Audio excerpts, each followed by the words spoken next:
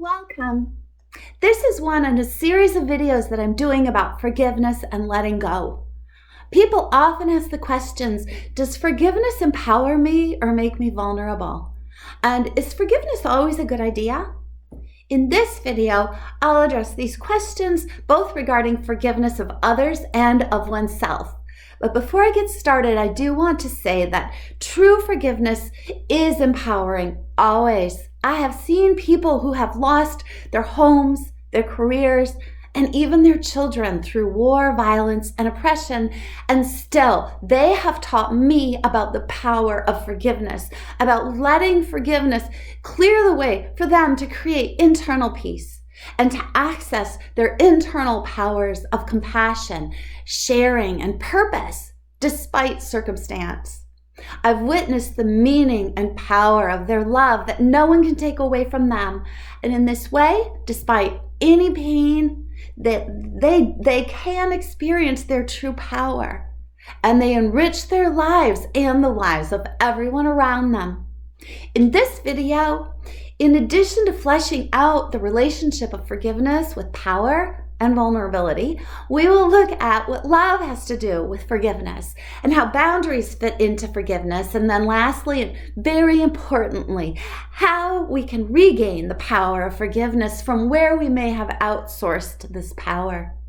Other videos in the forgiveness series on this channel will include addressing questions about what forgiveness is and is not, about how one goes about forgiving, and about the many advantages that forgiveness creates. I'm Dr. Lynette Wiest, and please click the subscribe button and share this video to help it reach out to more people. And please know that this channel includes videos about many different topics. I will be doing an entire video about what forgiveness is and is not, but for the purposes of this video, please know that forgiveness is the power to let go of unhealthy emotional and mental attachments to whatever we think is in the way of living our best lives. Forgiveness can be applied towards oneself as well as towards others. Now, the greater the offense that we attach our minds and emotions to, the more burdensome it is to continue to carry the weight of it forward. Forgiveness reclaims the energy that the burden stole from you.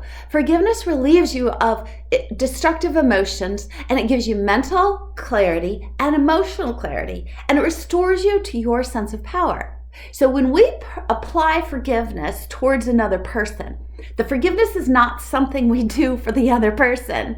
It is a gift that we give to ourselves. And rather than expending energy to focus on evaluating someone else, we nourish ourselves by letting go of a toxic focus, and we engage ourselves in powerful and productive steps in our lives. To forgive is not to forget. To forgive is to protect yourself from emotional harm and to let go of attachment to anything obstructing the power of your heart and your mind. The degree that we claim responsibility for this power to forgive is the degree that we have the power to choose what to let go of and what to keep in our life's path. Now, whether forgiveness is applied to others or to yourself, forgiveness, it breaks the mental and spiritual chain of recycling the pain into more pain. The key is to have compassion for the reality of your pain, while also discontinuing carrying the mental burden of the past with you into the future. Forgiveness frees your mind to let go of thoughts that create an emotional attachment to the original pain or the original offense. Forgiveness may require setting boundaries, and I will talk about that in a few minutes. So when forgiveness is applied to oneself, we surrender the idea of self-punishment, of judgment, and of beating oneself up for past, present, or even imagined future errors. Now, while it's important to learn from past mistakes, it is a new mistake to carry guilt or regret forward with you. Forgiveness comes from your power in the present moment. But by refusing to use the power of forgiveness, you make yourself vulnerable to the power of unhealthy emotions like resentment or blame or fear or hatred. Lack of forgiveness creates the belief that the future is made of the past, and this creates a self-fulfilling prophecy and ongoing unhealthy emotions. But you don't know the future. And unhealthy emotions limit your clarity of mind, and it limits your power in the present.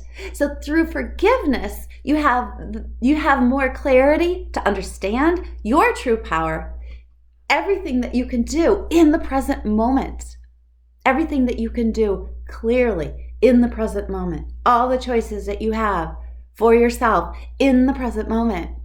Forgiveness frees you to see those. If you're refusing to forgive yourself, forgive your lack of forgiveness. Forgive yourself for judging yourself. Forgiveness is where self-punishment ends, and the freedom to responsibly move forward is given power. Forgiving hearts are free to love and not frozen in guilt or in blame. Take a self-inventory and ask yourself, am I carrying the weight of any shame or judgment or resentment for my own actions, for my lack of action, or for the actions of others? Forgiveness alleviates emotional suffering and it frees your mind. Forgiveness is, ironically, a kind of justice. It heals the heart of the forgiver. Justice can be what you do for yourself, setting yourself free from the agony of carrying the weight of the offense. Forgiveness is the opposite of emotional debt. It clears unhealthy emotional attachment and unhealthy emotional control, including resentment and guilt and blame.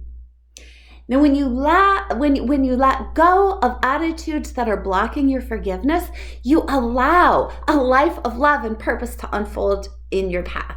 Examples of lives immersed in forgiveness are Martin Luther King, Jesus of Nazareth, Corrie ten Boom, who watched her family members be murdered in a concentration camp. Through forgiveness, they were free to walk their paths of great purpose, free from dependence on anything not of love. Forgiveness can clear our paths too, so that we can move forward into our greatest purposes despite the hurt in our lives. Empowering your life is your responsibility. It's all of our responsibilities to empower our lives. It requires embracing all of yourself, including previous decisions and choices that ended in seeming disaster. And while we don't want to continue in unhealthy ways, we can embrace the times in our past which may have looked bad, but were actually critical turning points, setting us up to learn more about forgiveness, unconditional love, and about our power to move forward despite what happened, despite the past. When you refuse to forgive, you create a glass ceiling. It's a glass ceiling for your life's purposes and possibilities. While you're anchored down by the weight of unhealthy emotional attachments to offenses, you limit how high you can rise. The weight is the emotional attachment. The weight is not the offense. Emotional weight is where vulnerability lives. Unhealthy emotional weight prevents you from seeing beyond pain, and it prevents you from knowing your power, your purposes, and your possibilities. The refusal to forgive is a devotion to a painful and troublesome path. But the decision to forgive increases the power of your life and of your love. Love can nourish your mind with possibilities that you have not even considered. Love goes beyond logic. Reality beyond logic is sometimes called a miracle. Now, because forgiveness protects us from toxic emotional energy, forgiveness may include implementing clear and strong relationship boundaries. And I will link the playlist with the boundaries video series at the end of this video. Healthy boundaries are not reactive. They are based on facts from the context of what is best for yourself in relation to others. The ability to do this comes from the internal power that you have, and it extends outwards. Now, without forgiveness, decisions about boundaries are often created from toxic emotions. Ironically, sometimes people think that boundaries that are created from blame or resentment or hatred can protect or give security.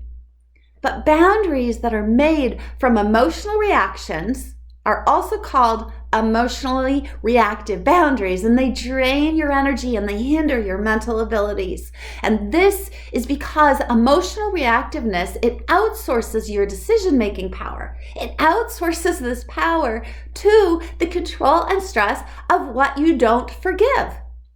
It's not that you lose your power, but you hide your power from yourself because you believe that your power is dependent on what you think that others should do, thus outsourcing your decision-making power to what you think is wrong, rather than setting boundaries from your wisdom about what is best for you, no matter what others do. And so again, healthy boundaries are not reactive. They're based on the facts about what is best for you in relation to others. The power to do this comes from within yourself. Now, another way of outsourcing the power to forgive is to rely on institutions to decide when it's okay to forgive. While we want to surround ourselves with healthy institutions, decisions of emotional self-care are each of our responsibilities and not to be outsourced to institutions like religion or politics or economics or even one's culture. Forgiveness has to be independent of others' decisions or directions. And if we think we should outsource our power, we make ourselves dependent on external entities. And we set ourselves up to create feelings of helplessness and dependency and vulnerability and anxiety. These feelings create toxic chemicals in the brain and further produce thoughts of blame, resentment, and disappointment. Thus, this becomes a self-fulfilling feedback loop of unhealthy emotions and unhealthy thinking. So to the degree that our forgiveness is conditional, we exclude ourselves from the powerful freedom to let go of unhealthy emotional weight. As I said earlier, the degree that we claim responsibility for the power to forgive is the degree that we have the power to choose what to let go of and what to keep in our lives. There is no place for blame in the power of forgiveness. Forgiveness has nothing to blame because it has no limits. It can't be limited. You can't limit forgiveness other than by your own choice. But forgiveness can be ignored by the ignorant idea that forgiveness is controlled by an external source. We are the ones responsible for forgiving and for our decisions about how much to unleash this cleansing power of forgiveness in our lives. A life in and of love is not something to get or to search for. It is already waiting within you. When we let go of all the clouds and limits that we created with anything not made of love, and when we let go of thinking that we can judge our way into life's purposes, then the clouds and the limits dissolve and we find our best selves. Now, ironically, people often think that something created from blame or resentment or hatred or anything not of love can protect or even create the experience of peace and love. But it's in embracing unconditional love that we let go of and transcend what is not of love. This is how forgiveness works. Forgiveness sets us free from being emotionally controlled by anything not of love. Love's power is not dependent on being against anything. Angst brings reactivity and anxiety, and it stops the flow of power.